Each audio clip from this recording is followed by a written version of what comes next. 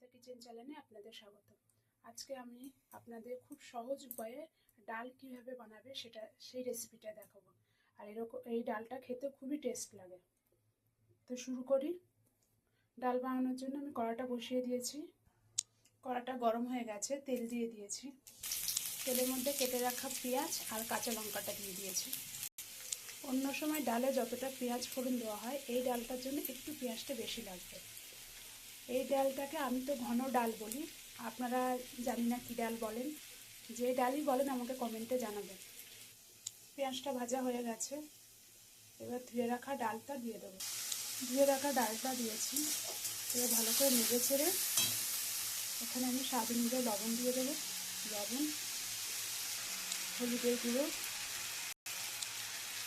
দিয়ে লঙ্কা। এবার ডালটাকে একটু ভালো করে ভেজে নেব।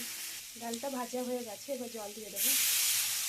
যেহেতু ঘন ডাল তাই জন্য বেশি জল দেবো না, কারণ এটা খুব একটা পাতলা হবে না। সেদ্ধ হওয়ার যেরকম সেটা জল দেবো।